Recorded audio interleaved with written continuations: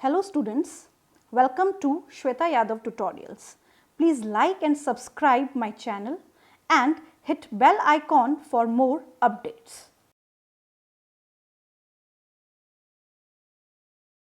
In this video we will discuss about DNA fingerprinting.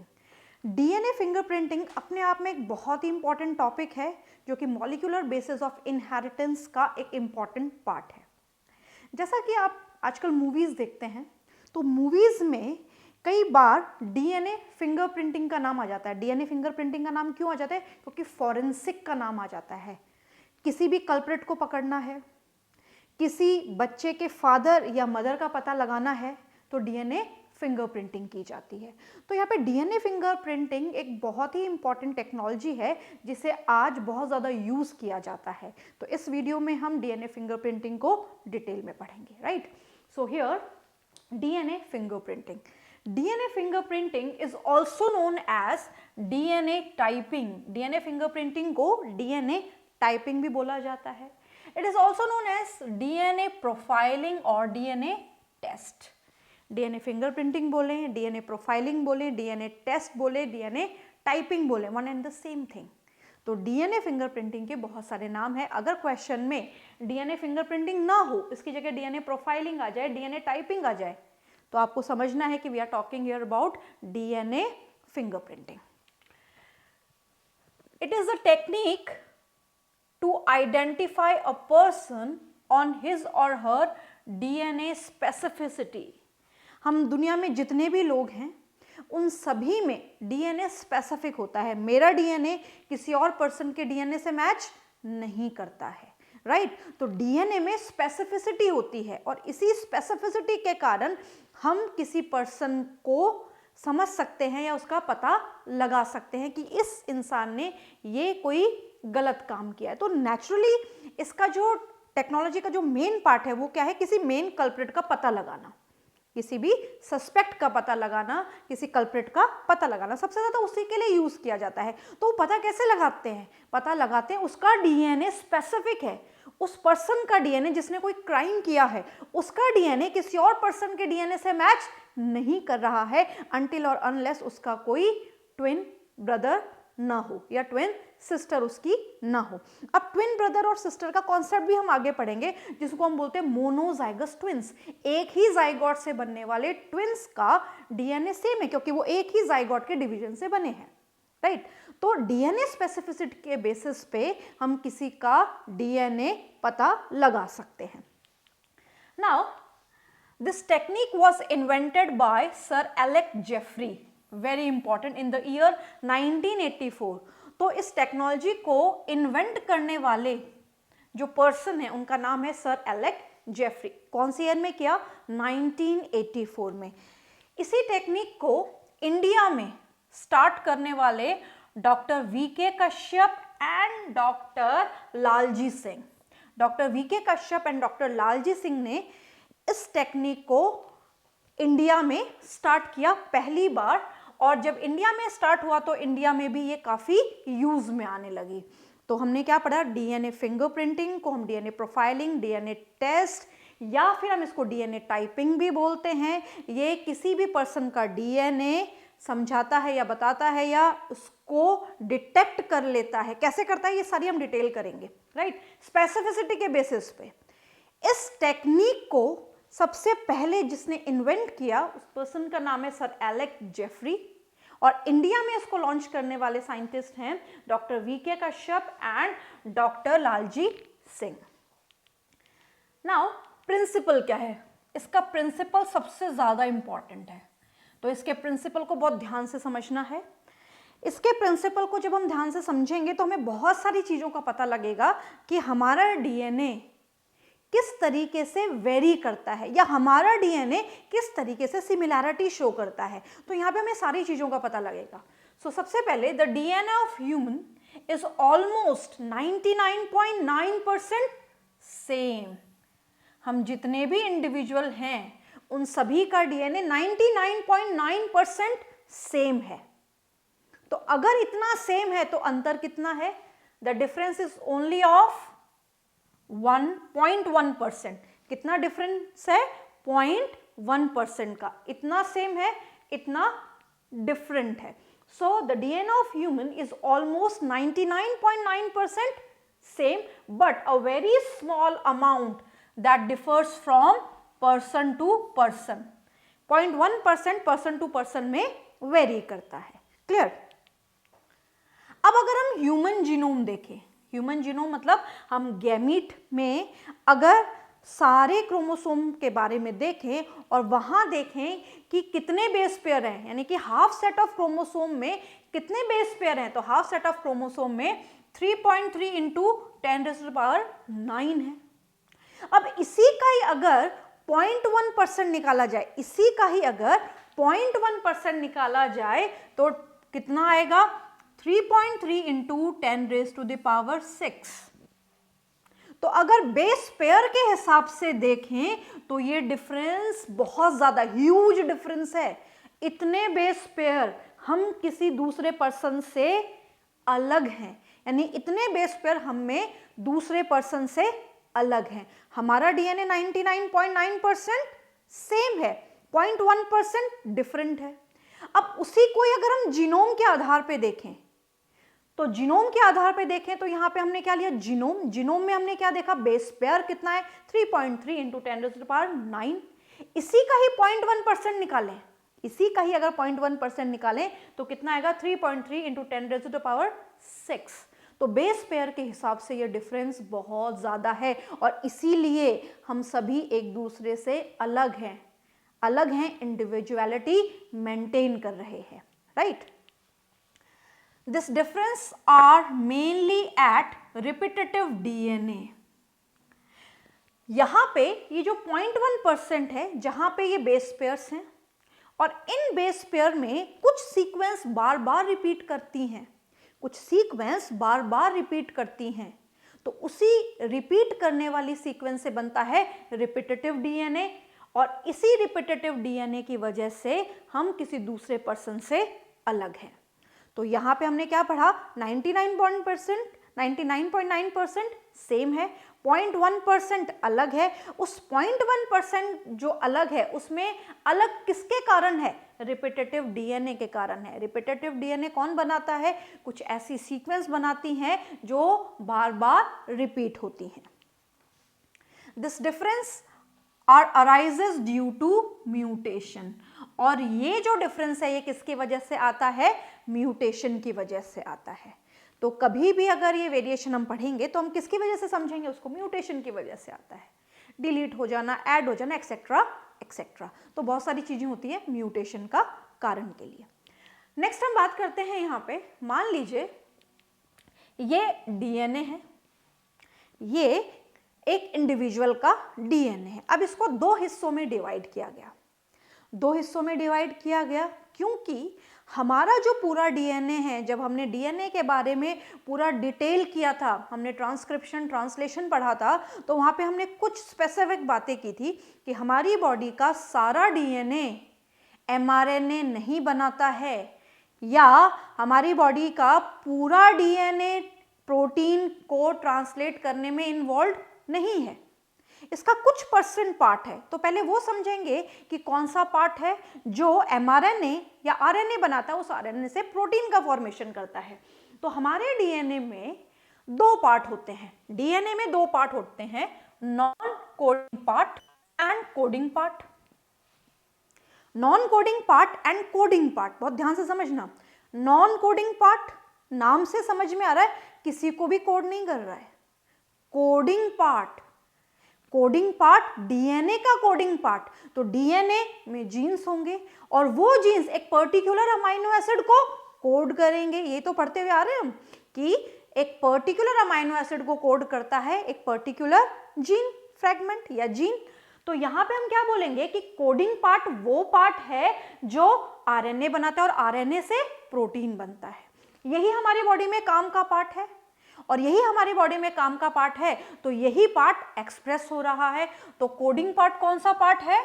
जो express हो रहा है. Coding part is the part which expresses. Expression मतलब कि ये वो पार्ट है जो प्रोटीन बना रहा है, एक्सप्रेशन दे रहा है अपना.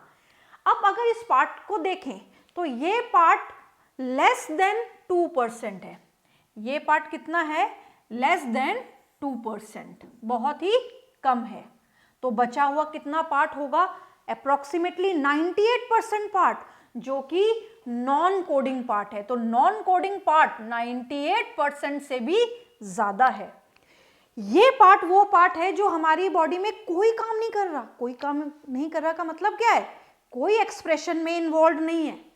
ये किसी एक्सप्रेशन में इन्वॉल्व नहीं है, ये एक्सप्रेशन में इन्वॉल्व है। ये हमारे काम का पार्ट है। हमारी बॉडी में जितनी भी मेटाबॉलिक एक्टिविटी हो रही है सबको कंट्रोल करने वाला पार्ट है। बट ये पार्ट क्या करता है? किसी भी प्रोटीन को बनाने के लिए रिस्पॉन्सिबल नहीं है। अमाइनो एसिड को कोड नहीं करता है, mRNA नहीं बनाता है। ये मैक्सिमम पार्ट है। अब अगर इस पार्ट को हम देखें, बहुत इंपॉर्टेंट कॉन्सेप्ट है ये, बहुत ध्यान से समझना है। अगर इस पार्ट में देखें, कौन सा पार्ट है?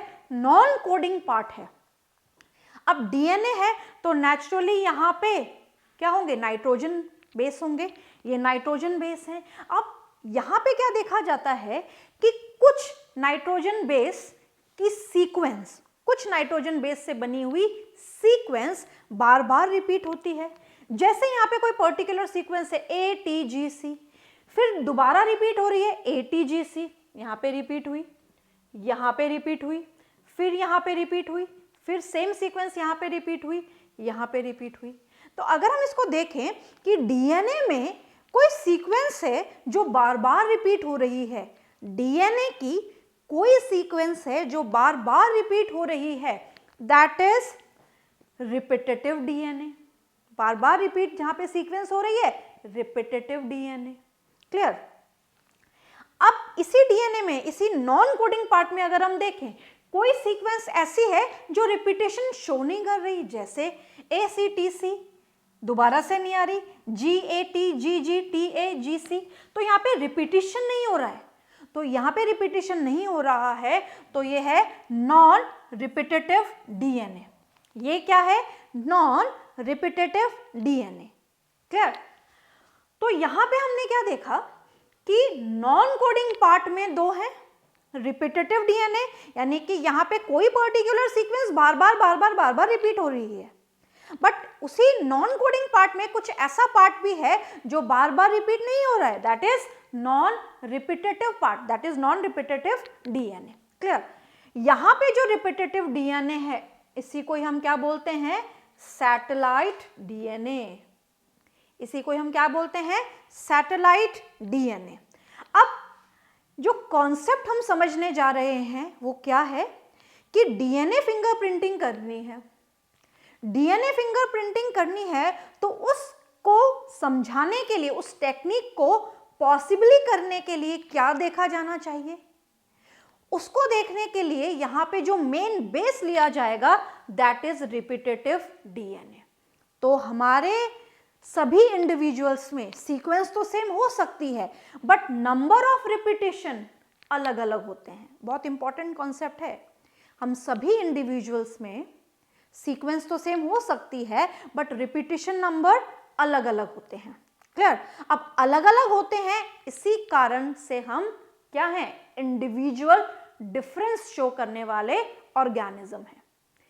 ये जो रिपीटेटिव डीएनए है इसमें जो सीक्वेंस है वो सेम है बट नंबर ऑफ रिपीटेशन अलग है, इसी कारण हम इंडिविजुअल डिफरेंस शो करते हैं। ये सारी चीजें हम आगे डिटेल में करेंगे कैसे। क्लियर?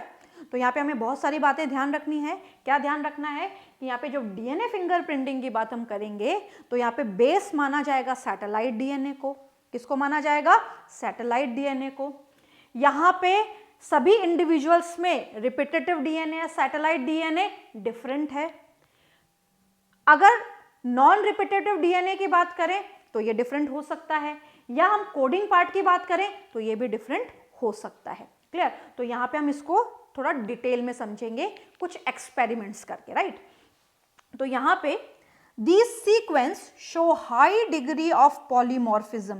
ये जो सैटेलाइट डीएनए में जो सीक्वेंस होती हैं ये पॉलीमॉर्फिज्म शो करती है। What is polymorphism? वेरिएशन। और यही है the basis of DNA fingerprinting. यही डीएनए फिंगरप्रिंटिंग को समझाने का आधार है। इसी को बेस मान के डीएनए फिंगरप्रिंटिंग की जाती है। किसको? रिपीटेटिव डीएनए को बेस मान के। क्लियर? नाउ अब यहां पे हमने डीएनए फ्रेगमेंट लिया। इस डीएनए फ्रेगमेंट को रिस्ट्रिक्शन एंडोन्यूक्लियस से कट किया गया। क्या किया गया? डीएनए लिया गया, इसको रिस्ट्रिक्शन एंडोन्यूक्लियस एंजाइम से कट किया गया। जब डीएनए को रिस्ट्रिक्शन एंडोन्यूक्लियस से कट किया जाएगा तो डीएनए के फ्रैगमेंट्स बन जाएंगे। ये डीएनए के फ्रैगमेंट है, 1, 2, 3 and 4। These are the different fragments of DNA. ये डीएनए के फ्रैगमेंट्स बन गए।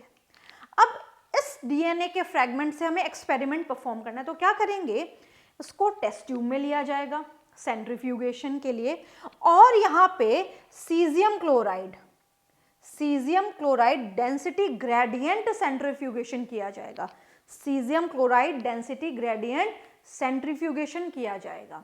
जब caesium chloride density gradient centrifugation किया जाता है, तो ये पहले भी हम पढ़ चुके हैं, तो वहां पे क्या होता है? जो हैवी डीएनए, बल्क जो डीएनए होता है वो नीचे रहता है और लाइट डीएनए ऊपर रहते हैं। क्लियर? तो यहाँ पे caesium chloride density gradient centrifugation के बाद यहाँ पे क्या देखा जाएगा कि यहाँ डीएनए के डिफरेंट बैंड्स दिखाई देंगे। क्या दिखाई देंगे? डीएनए के डिफरेंट बैंड्स। जो सबसे नीचे वाला बैंड यहाँ पे दिखाई दे रहा है, दिस वन, ये बल्क डीएनए है। फिर उससे छोटा, फिर उससे छोटा, सबसे बल्क, फिर उससे छोटा, फिर उससे छोटा। तो यानी कि डीएनए ने अपने आप को सेपरेट कर लिया। अब इसको देखने के लिए, इसको समझने के लिए यहाँ पे इसको एक्सपोज कराया जाएगा यूवी रेडिएशन से। किससे एक्सपोज कराया जाएगा? यूवी रेडिएशन से। यूवी रेडिएशन से जब इसको एक्सपोज कराया जाएगा तो यहाँ पे ये डीएनए इस यूवी का एब्जॉर्प्शन करेंगे। ये तीनों डीएनए जो फ्रैगमेंट्स हैं या जो बैंड्स हैं, ये क्या करेंगे? ये डीएनए के बैंड्स यूवी का एब्जॉर्प्शन करेंगे। अब जब इन्होंने यूवी का एब्जॉर्प्शन कर लिया तो इससे रिलेटेड एक ग्राफ प्लॉट किया जाएगा, और जब ये ग्राफ प्लॉट किया जाएगा तो यहाँ पे क्या देखा जाएगा कि जो बल्क डीएनए था, ये जो सबसे बड़ा डीएनए यहाँ पे दिखाई दे रहा है, इसने ज़्यादा रेडिएशन या यूवी लाइट एब्जॉर्ब की, और इसकी वजह से जो पीक आएगी वो सबसे बड़ी पीक आएगी। इसकी वजह से सबसे बड़ी पीक आई। इसके बाद वाला इससे छोटा है, इसने कम रेडिएशन एब्जॉर्ब किए हैं, तो यहाँ पे जो पीक आएगी वो ये वाली आएगी। तो नंबर 1 से जो पीक आई वो ये नंबर 1। नंबर 2 वाले से जो पीक बनी दैट इज नंबर 2 पीक, इससे थोड़ी छोटी बनी। और जो सबसे छोटा है उसने सबसे कम रेडिएशन एब्जॉर्ब किया, तो यहाँ पे सबसे छोटी पीक बनी। क्या बनी? सबसे छोटी पीक बनी। तो यहाँ पे डिफरेंट पीक्स बन गई। डिफरेंट पीक्स क्यों? क्योंकि अगर बल्क डीएनए है तो सबसे बड़ी पीक, फिर उससे छोटी, फिर उससे छोटी। बल्क डीएनए ने ज्यादा यूवी का एब्जॉर्प्शन किया, ज्यादा किया, तो यहाँ पे पीक भी बड़ी आई। अब ये जो पीक बनी इसको बोला जाएगा मेजर पीक। क्या बोला जाएगा इसको? Major peak. और ये जो छोटी पीक्स हैं इनको बोला जाएगा माइनर पीक। ये जो छोटी पीक्स हैं इनको बोला जाता है माइनर पीक। अब यहाँ पे मेजर पीक को जब देखा गया, मेजर पीक की जब स्टडी की गई, तो यहाँ पे क्या दिखा? यहाँ पे कोडिंग पार्ट है, नॉन रिपीटेटिव डीएनए है और कुछ रिपीटेटिव डीएनए है। यहाँ पे कोडिंग पार्ट है, नॉन रिपीटेटिव डीएनए है और थोड़ा सा रिपीटेटिव डीएनए भी है। Non repetitive, coding and repetitive DNA, सारी चीजें यहाँ पे मेजर पीक में दिखी। माइनर पीक को जब स्टडी किया गया, माइनर पीक को जब देखा गया, तो यहाँ पे क्या देखा गया? यहाँ पे कुछ सीक्वेंस ऐसी हैं ATGC, ये लगातार कुछ सीक्वेंस ऐसी है जो रिपीट हो रही है। तो यहाँ पे माइनर पीक में क्या देखा गया? कुछ सीक्वेंस ऐसी रिपीट हो रही है, तो इसी को बोला गया रिपीटेटिव डीएनए। और ये सैटेलाइट जैसे पीक बना रही थी, इसीलिए इसको बोला गया सैटेलाइट डीएनए। क्लियर? तो यहाँ पे हमने क्या समझा, यहाँ पे हमने ये समझा कि जब डीएनए को लेके उसको डिस्ट्रिक्शन एंडोन्यूक्लियस से कट कराया जाएगा, फिर उसका caesium chloride density gradient centrifugation कराया जाएगा। कराने के बाद जो डीएनए है वो बल्क डीएनए सबसे नीचे बैंड के फॉर्म में दिखाई देगा, फिर उससे छोटा, फिर उससे छोटा। क्लियर? फिर यूवी से इसको एक्सपोज कराया जाएगा। जब यूवी से एक्सपोज कराए जाएंगे तो ये डीएनए यूवी को एब्जॉर्ब करेंगे। करने के बाद यहाँ पे क्या बनाया जाएगा, ग्राफ बनाया जाएगा, और जो बल्क डीएनए है जिसने सबसे ज्यादा यूवी रेडिएशन एब्जॉर्ब की है तो ये बड़ी पीक बनाएगा और बाकी बनाएंगे छोटी पीक्स। तो इस तरीके से यहाँ पे क्या देखा जाएगा कि जो बड़ी पीक है, इस पीक में कोडिंग पार्ट है, रिपीटेटिव डीएनए, कुछ स्मॉल अमाउंट रिपीटेटिव डीएनए और कुछ अमाउंट में नॉन रिपीटेटिव डीएनए है। जो माइनर पीक है यहाँ पे सैटेलाइट डीएनए है।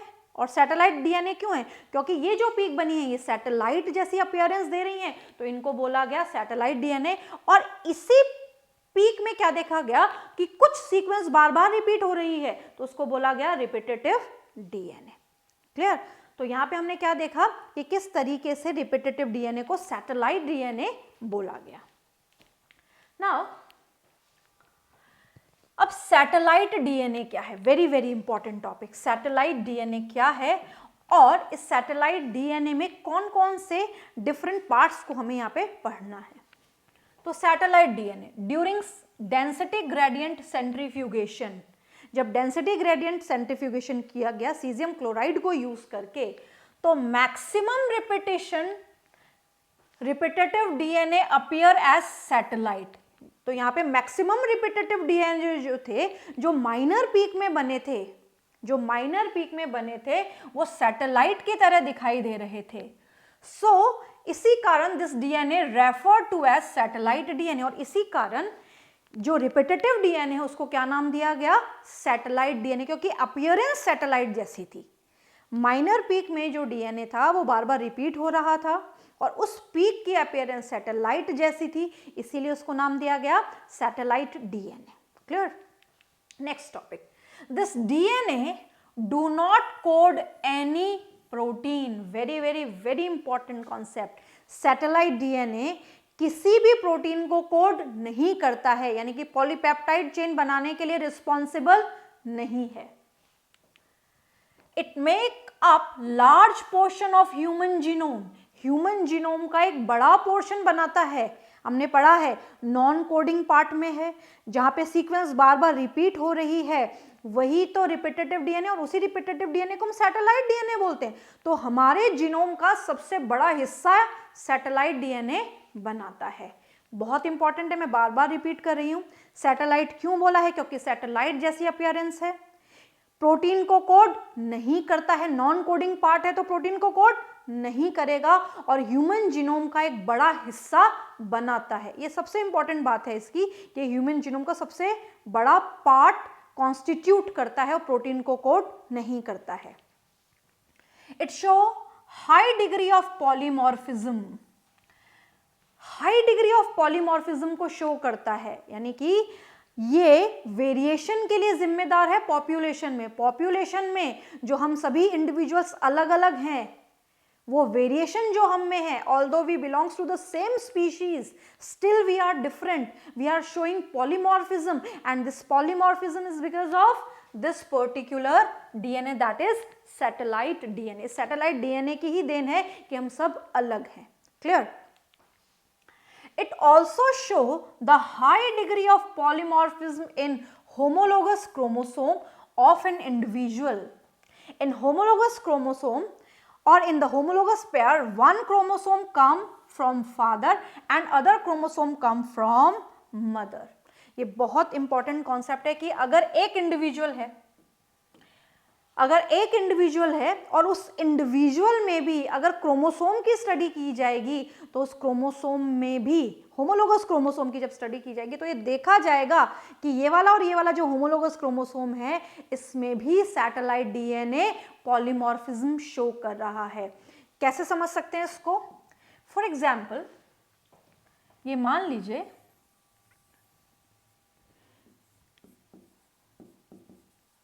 हमने फादर के क्रोमोसोम बनाए, This is the chromosome number 1, this is chromosome number 2 and up to 23 and up to 23। वहीं हम मदर के क्रोमोसोम भी बनाते हैं। 46 क्रोमोसोम होते हैं ह्यूमन बींग्स में, तो यहाँ पे mother 1 chromosome, 2 chromosome and up to 23। Clear. अब यहाँ पे क्या होगा, जब यहाँ पे गैमीट्स बनेंगे तो गैमीट्स में क्या होता है, हिप्लॉइड सेट प्रेजेंट होता है। तो हिप्लॉइड सेट का मतलब है आधे यहाँ से आएंगे और आधे ही यहाँ से आएंगे। तो यहाँ पे फादर के गैमीट्स होंगे, यहाँ पे मदर के गैमीट्स होंगे। अब जब ये गैमीट्स फ्यूज होंगे तो जाइगोट बनेगा। अब ये जो जाइगोट बना, इन दोनों के फ्यूजन से जो जाइगोट बनेगा, तो इस जाइगोट में हम क्या देखेंगे, इस जाइगोट में 50% जो क्रोमोसोम है,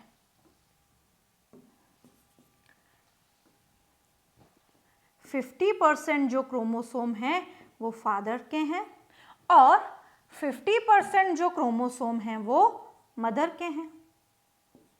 50% क्रोमोसोम मदर के। तो ध्यान से बात समझना है, तो ये एक इंडिविजुअल की सेल जिससे लाइफ शुरू हुई है, जाइगोट डिवाइड करेगा, एम्ब्रियोनिक स्टेज आएगी, फीटल स्टेज आएगी, बच्चा पैदा होगा, बड़ा होगा। बट जैसा भी उसमें इनिशियली जो कॉम्पोजिशन होगा वही रहेगा, बदलेगा तो है नहीं जो उसके जाइगोट में था। तो यहाँ पे क्या देखा जाएगा, यहाँ पे ये देखा जाएगा कि अगर यहाँ पे इस क्रोमोसोम और इस क्रोमोसोम को निकाला गया, इनकी स्टडी की गई, तो यहाँ पे भी सैटेलाइट डीएनए में रिपीटेशन अलग अलग दिखाई देगा। ध्यान रखना इस बात का कि होमोलोगस क्रोमोसोम में भी पॉलीमॉर्फिज्म दिखाई देगा एक इंडिविजुअल के। ये 1 होमोलोगस है, ये 2 होमोलोगस है, ऐसे 3 होमोलोगस है, 4 होमोलोगस है। तो 1 और 1 में भी ये डिफरेंस दिखाई देगा। कहाँ दिखाई देगा, सैटेलाइट डीएनए में। कहाँ दिखाई देगा, रिपीटेटिव डीएनए में। तो इसीलिए हम क्या बोलेंगे यहाँ पे, it show high degree of polymorphism in homologous chromosome of an individual. क्यों डिफरेंस शो करेगा, क्योंकि सोर्स अलग अलग है, एक सेट फादर से आया हुआ है, एक सेट मदर से आया हुआ है, तो सोर्स अलग है, तो इसीलिए ये पॉलीमॉर्फिज्म या वेरिएशन को शो कर रहा है। So it form the basis of DNA fingerprinting. यही डीएनए फिंगरप्रिंटिंग का बेस बनाता है। कौन बनाता है, सैटेलाइट डीएनए। क्योंकि हम सैटेलाइट डीएनए की बात करें तो यही डीएनए फिंगरप्रिंटिंग का बेस बनाता है। अब ध्यान से समझे क्या क्या हमने पढ़ा है यहाँ पे। सैटेलाइट डीएनए, सैटेलाइट डीएनए हमारे जीनोम का सबसे बड़ा हिस्सा बनाता है, किसी भी प्रोटीन को कोड नहीं करता है, high degree of polymorphism show करता है even in the homologous chromosome of the same individual. Same individual के होमोलोगस क्रोमोसोम में भी ये अंतर दिखाता है। Clear. Depending on the base composition, base composition के आधार पे AC रिच है, GC रिच है, लेंथ के आधार पे on the basis of the length और the segment length and the number of repetitive units. Repetitive units कितनी है, सैटेलाइट डीएनए को बहुत सारे हिस्सों में बांटा गया है, बहुत सारे टाइप्स के हैं, बट हम अकॉर्डिंग टू NCERT 2 पढ़ते हैं, माइक्रो एंड मिनी सैटेलाइट्स। तो किस किस के बेसिस पे डिवाइड किया गया है, AT रिच है या GC रिच है। Second, length of the segment क्या है और रिपीटिशन नंबर कितने हैं, इसके आधार पे इनको 2 हिस्सों में बांटा गया। उसी को हम आगे डिटेल करेंगे और उसी से और स्पेसिफिक आएंगे कि किस तरीके से डीएनए फिंगरप्रिंटिंग एग्जैक्टली की जाती है, right. So here first one is the microsatellite. First one in the satellite DNA, microsatellite. बहुत सारे टाइप के होते हैं, पहला हम पढ़ने जा रहे हैं microsatellite. This satellite has 1 to 6 base pair repetition. इस पर्टिकुलर डीएनए की सीक्वेंस में, इस पर्टिकुलर डीएनए की सीक्वेंस में 1 to 6 बेस पेयर रिपीटेशन है। कैसे समझेंगे इस बात को, मान लीजिए ये डीएनए है, मान लीजिए ये डीएनए है और इस डीएनए में मान लीजिए कोई ऐसी सीक्वेंस है जो 4 बेसिस की बनी है। So here for example ATGC, यहाँ पे 4 बेसेस हैं, फिर रिपीट हो गई ATGC, फिर रिपीट हो गई ATGC। तो ये 4 भी हो सकती है, 2 भी हो सकती है, 3 भी हो सकती है, 5 भी हो सकती है, 6 भी हो सकती है। तो 1 to 6 बेस पेयर अगर हैं, रिपीटेडली आ रहे हैं, बार बार डीएनए में है, तो वो किसका पार्ट माने जाएंगे?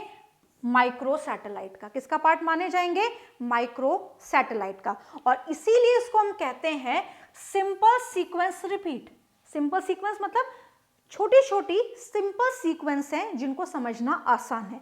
तो छोटी छोटी है, 2 की हो सकती है, 3 की हो सकती है, 4 की हो सकती है, 5 की हो सकती है, ज्यादा से ज्यादा 6 की हो सकती है, उससे ज्यादा की नहीं होगी। तो इसको हम क्या बोलेंगे?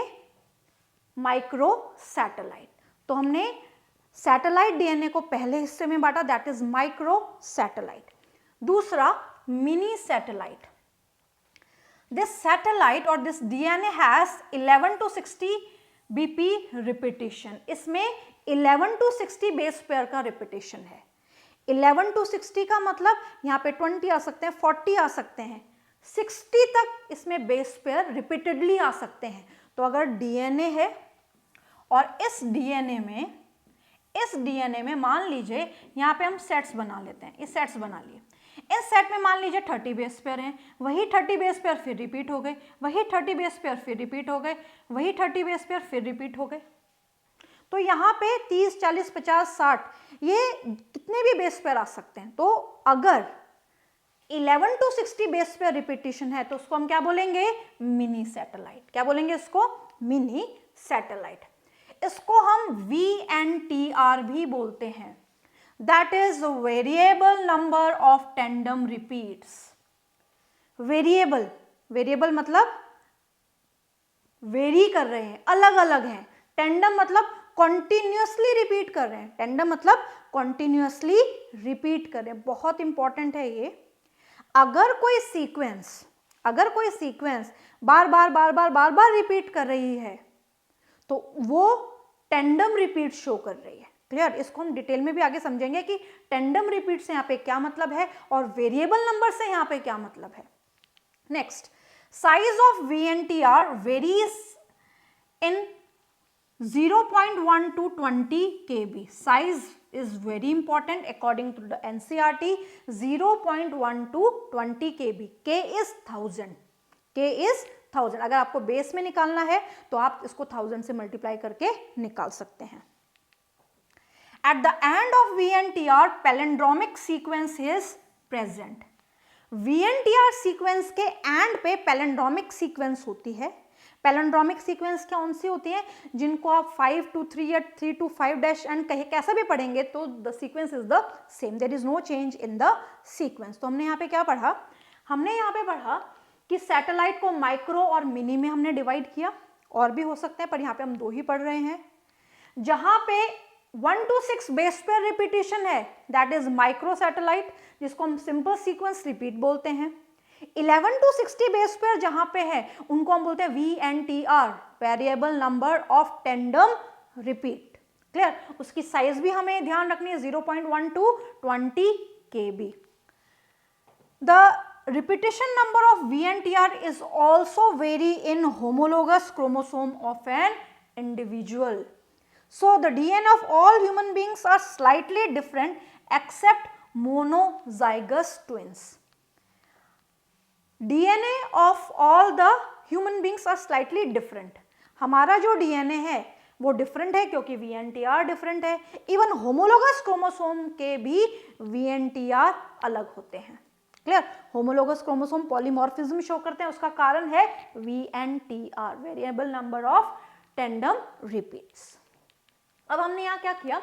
होमोलोगस क्रोमोसोम के हिसाब से इसको समझा। बहुत बहुत इंपॉर्टेंट टॉपिक है, it's very important. So here this is homologous chromosome 1 हो सकता है, 2 हो सकता है, 3 हो सकता है, कोई भी हो सकता है। किसी भी एक सेट को हमने यहाँ पे रख लिया। अब जब हमने इस सेट को रखा तो हमने क्या देखा? इसमें कोई सीक्वेंस है जो 3 बार रिपीटिशन कर रही है। इस क्रोमोसोम में कोई सीक्वेंस है जो 3 बार रिपीट कर रही है। वहीं इस क्रोमोसोम में कोई सीक्वेंस है जो 5 बार रिपीट कर रही है। सेम सीक्वेंस है, यहाँ पे 3 बार रिपीटेशन कर रही है, यहाँ पे 5 बार रिपीटेशन कर रही है। हम यहाँ पे बेस पेयर की बात अब नहीं करेंगे। क्लियर? 2 होमोलोगस यहाँ पे क्रोमोसोम लिया, यहाँ पे ये वाला और ये वाला होमोलोगस क्रोमोसोम है। इसमें कोई सीक्वेंस 3 बार रिपीट कर रही है, इसमें कोई सीक्वेंस 5 बार रिपीट कर रही है। क्लियर? अब हमने क्या किया, हमने इसका सेक्शन देखा और हमने इसका भी सेक्शन देखा, दोनों का सेक्शन देखा। सीक्वेंस है, मान लीजिए ATA-CA, ये कोई सीक्वेंस है। सेम सीक्वेंस दूसरी बार रिपीट करिए, सेम सीक्वेंस तीसरी बार रिपीट करिए इस पर्टिकुलर क्रोमोसोम या डीएनए में। वहीं यहाँ पे 5 बार रिपीट करिए, 1 2 3 4 5 टाइम ये रिपीटेशन शो कर रही है। कितने टाइम रिपीटेशन शो कर रही है? 5 टाइम्स रिपीटेशन शो कर रही है। क्लियर? तो यहाँ पे VNTR की जो साइज है वो 0.1 to 20 KB तक हो सकती है। इसका मतलब अगर हम इसको 1000 से मल्टीप्लाई करेंगे, इसको भी 1000 से मल्टीप्लाई करेंगे तो यहाँ पे आएगा 100 to 20,000 बेस तक हो सकती है। 100 to 20,000 बेस तक ये साइज हो सकती है। कैसे पता चलेगा? मान लीजिए यहाँ पे जो ये सीक्वेंस है ये 3 बार रिपीट हो रही है और यहाँ पे बेसेस है, मान लीजिए यहाँ पे 50, यहाँ पे भी 50, यहाँ पे भी 50, तो इसकी साइज हो गई 150। सेम सीक्वेंस यहाँ पे 5 बार रिपीट कर रही है तो 50 50 5 टाइम्स 50,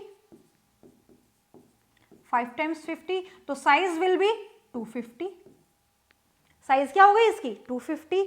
तो यहाँ की साइज और यहाँ की साइज अलग अलग है, यहाँ की साइज और यहाँ की साइज अलग अलग है। सीक्वेंस सेम है, नंबर ऑफ रिपीटेशन अलग अलग है। तो नंबर ऑफ रिपीटेशन अलग होने की वजह से साइज भी अलग हो गई, साइज में भी वेरिएशन आया। ये बात बहुत इंपॉर्टेंट है, साइज में वेरिएशन आएगा, लेंथ में वेरिएशन आएगा। क्लियर? तो यहाँ पे साइज 100 to 20,000 बेसिस तक हो सकती है। अब हमने क्या किया, हमने ये देखा कि यहाँ पे ये जो VNTR है इनके एंड्स पे पैलिंड्रोमिक सीक्वेंस होते हैं। इनके एंड पे क्या होती है? Palindromic sequence. यहाँ पे भी पैलिंड्रोमिक सीक्वेंस है, यहाँ एंड होगा, यहाँ पे भी पैलिंड्रोमिक है, इसके यहाँ पे भी पैलिंड्रोमिक है, एंड पे भी पैलिंड्रोमिक सीक्वेंस होगी।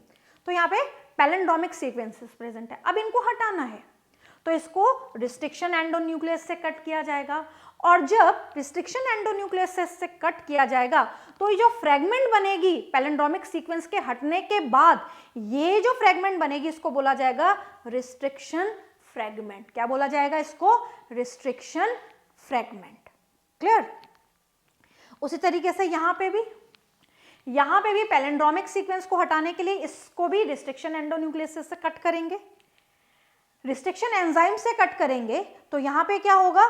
ये बनेगी रिस्ट्रिक्शन फ्रेगमेंट। क्या बनेगी? ये रिस्ट्रिक्शन फ्रेगमेंट। तो हमने क्या देखा, ये वाली जो रिस्ट्रिक्शन फ्रेगमेंट है, ये वाली जो रिस्ट्रिक्शन फ्रेगमेंट है, इसमें लेंथ में डिफरेंस है, लेंथ में डिफरेंस है तो लेंथ में वेरिएशन शो करें, और वेरिएशन को हम क्या बोलते हैं? पॉलीमॉर्फिज्म। तो इसी को हम बोलते हैं रिस्ट्रिक्शन फ्रेगमेंट लेंथ पॉलीमॉर्फिज्म। क्या बोलते हैं इसको?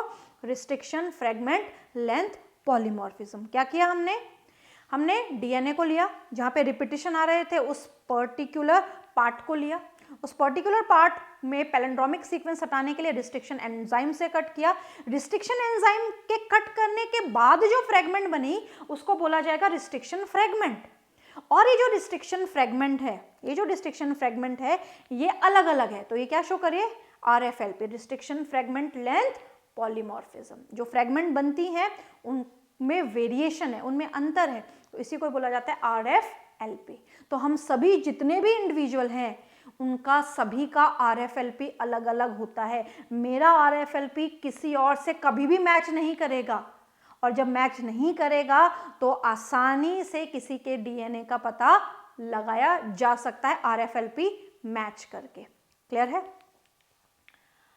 2 RFLP pattern same in 2 cases. RFLP pattern 2 he case में सेम हो सकते हैं। 2 ही केस में कौन कौन सा केस है? पहला case monozygotic twin, monozygotic twin एक ही जाइगोट से बनते हैं, एक ही जाइगोट से बनते हैं। जाइगोट क्या करता है, ओवरग्रोथ करता है और ओवरग्रोथ करके दो में डिवाइड हो जाता है। तो दो जाइगोट से दो एम्ब्रियोज बनेंगे, दो एम्ब्रियो से दो फीटस बनेंगे, बट उनका जो ओरिजिन था वो एक ही था, एक ही जाइगोट से था, मोनोजाइगोटिक ट्विंस। तो ऐसे मोनोजाइगोटिक ट्विंस में जब RFLP बनाया जाएगा तो RFLP सेम आएगा। Clear? Next, RFLP pattern made by two different cells of a tissue of a person. मान लीजिए मेरी बॉडी की किसी भी पार्ट का अगर RFLP सेल से RFLP किया जाए, RFLP निकाला जाए, राइट हैंड की सेल से, लेफ्ट हैंड की सेल से, क्लियर, ईयर की सेल, नोज की सेल, स्किन की सेल, कहीं से भी RFLP पैटर्न निकाला जाए तो वो सेम ही आएगा। मतलब मेरी बॉडी की हर सेल का RFLP पैटर्न सेम होगा। तो RFLP पैटर्न सेम कब होता है, जब एक इंडिविजुअल की सेल या टिश्यू से RFLP किया जाए, या फिर मोनोजाइगोटिक ट्विन का RFLP भी सेम होता है। क्लियर? मान लीजिए अब कैसे पता लगाते हैं कि किसी पर्सन ने क्राइम किया है या क्राइम नहीं किया है। मान लीजिए ये क्राइम जहां पे हुआ है उस पर्टिकुलर साइट से कुछ सैंपल मिला। सैंपल कुछ भी हो सकता है, मान लीजिए ब्लड सैंपल है, मान लीजिए हेयर फॉलिकल मिला है, मान लीजिए वहाँ पे स्पर्म या सीमन सैंपल मिला है, कोई भी चीज़ वहाँ से मिली है। अब कोई चीज़ अगर मिली है तो वहाँ पे एक बहुत इंपॉर्टेंट बात ये समझनी है कि उसमें ये देखना चाहिए कि सेल है कि नहीं है। ये सबसे इंपॉर्टेंट देखा जाता है ब्लड के केस में। मान लीजिए ब्लड सैंपल मिला, ब्लड स्पॉट ब्लड सैंपल मिला, उसमें से हमें कौन सी सेल लेनी है ये बहुत इंपॉर्टेंट है। तो जब ब्लड की बात आती है तो वहाँ पे RBC को नहीं लिया जाता, वहाँ पे लिया जाता है WBC को। उसका सबसे बड़ा कारण ये है कि जब RBC मैच्योर होती है तो उसमें न्यूक्लियस नहीं होता, अगर न्यूक्लियस नहीं है तो DNA भी नहीं है, स्टडी किसकी करोगे, फिंगरप्रिंटिंग किसकी कराओगे। इसीलिए ब्लड में से जो सैंपल सेल ली जाती है RFLP करने के लिए, दैट इज WBC। क्लियर? तो ब्लड सैंपल में ये विशेष तौर से ध्यान रखा जाता है कि वहाँ पे WBC सेल्स को आइसोलेट किया जाए। अगर सेल काउंट कम है, अगर सेल में DNA काउंट कम है तो उसको PCR करके उसको एम्पलीफाई किया जाता है। एम्पलीफिकेशन के सारे मेथड्स हम ऑलरेडी पढ़ चुके हैं। अब यहाँ पे क्राइम जहाँ पे हुआ है, क्राइम पर्टिकुलर जगह से यहाँ पे सैंपल मिला, DNA सैंपल मिला। उस DNA सैंपल्स में क्या देखा गया कि डिफरेंट क्रोमोसोम को स्टडी किया गया। तो यहाँ पे क्या देखा, इस क्रोमोसोम में कोई पर्टिकुलर सीक्वेंस 3 बार रिपीट करती है, इस पर्टिकुलर क्रोमोसोम में यही सेम सीक्वेंस 5 बार रिपीट करती है, नेक्स्ट क्रोमोसोम में वही सीक्वेंस 4 बार रिपीट करती है, और वहीं एक फोर्थ क्रोमोसोम में सेम सीक्वेंस 6 बार रिपीट करती है। इसमें 3 बार, दूसरे वाले में 5 बार, तीसरे वाले में 4 बार, चौथे में 6 बार रिपीटिशन है। सीक्वेंस सेम है, रिपीटिशन नंबर अलग अलग है, रिपीटिशन नंबर अलग अलग है। अब यहाँ पे इसको रिस्ट्रिक्शन एंजाइम से कट करा के रिस्ट्रिक्शन फ्रेगमेंट बनाई गई। तो यहाँ पे क्या बनाई जाएंगी, restriction fragment. But restriction fragment हम कब बनाएंगे, जब हम सस्पेक्ट को भी देख लेंगे। तो मान लीजिए यहाँ पे सस्पेक्ट 1 ये है, सस्पेक्ट 2 ये है। सस्पेक्ट 1 के क्रोमोसोम को भी स्टडी किया गया। सस्पेक्ट 1 के क्रोमोसोम में सेम सीक्वेंस 7 टाइम रिपीट कर रही है, दूसरे में 8 टाइम, तीसरे में 2 टाइम, और फोर्थ में 4th टाइम ये सीक्वेंस रिपीटेशन शो कर रही है। सस्पेक्ट 2 में यहाँ पे इस क्रोमोसोम में सेम सीक्वेंस 5 बार रिपीट कर रही है, फिर 3 बार, 6 बार और 4 बार। इस तरीके के रिपीटेशन देखे गए हैं। तो हमने क्या देखा, सीक्वेंस तो सेम है, रिपीटेशन नंबर अलग अलग है, रिपीटेशन नंबर अलग अलग है। अब यहाँ पे क्या किया जाएगा, यहाँ पे रिस्ट्रिक्शन एंजाइम से इनको कट करके RFLP पैटर्न बनाया जाएगा। क्या किया जाएगा, रिस्ट्रिक्शन फ्रैगमेंट से रिस्ट्रिक्शन एंजाइम से कट करके रिस्ट्रिक्शन फ्रैगमेंट्स बनाई जाएंगी और RFLP पैटर्न बनाया जाएगा, जैसे हमने थोड़ी देर पहले पढ़ा। RFLP पैटर्न बन गया। अब RFLP पैटर्न बना तो इन तीनों के RFLP पैटर्न को हम क्या करेंगे, यहाँ पे हम रिलेट करेंगे। लिंक करेंगे। कैसे करेंगे, बहुत ध्यान से समझना।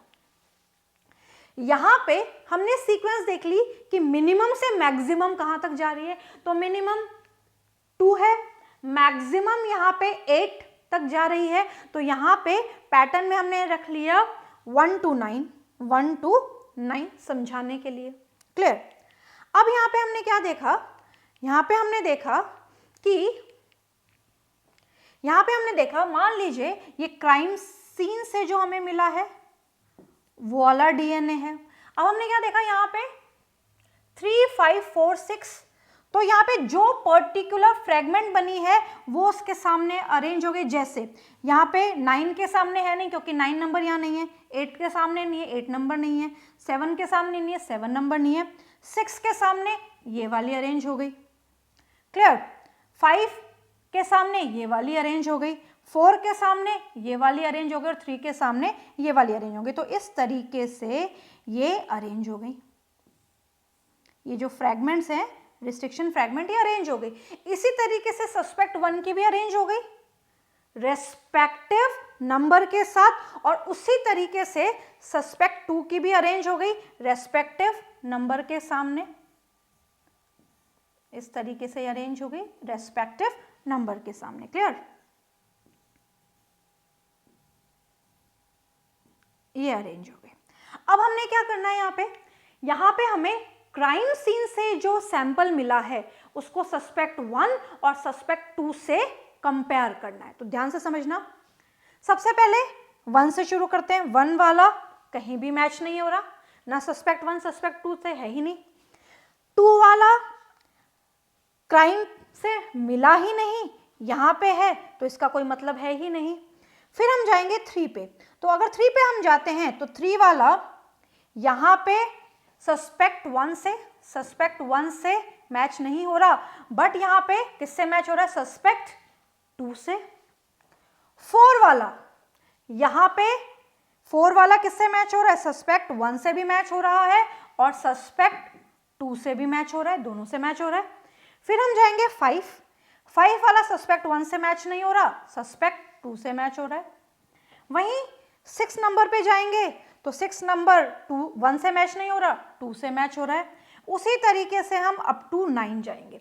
तो अप टू 9 जाने के बाद हम ये देख लेंगे कि यहाँ पे RFLP पैटर्न क्राइम सीन से जो मिला है या वहां से बनाया गया है वो सस्पेक्ट 1 से मैच कर रहा है या सस्पेक्ट 2 से मैच कर रहा है। तो अगर क्राइम सीन से मिला हुआ डीएनए का RFLP कंपेयर किया गया तो क्या देखा गया, किससे मैच कर रहा है, सस्पेक्ट 2 से मैच किया गया।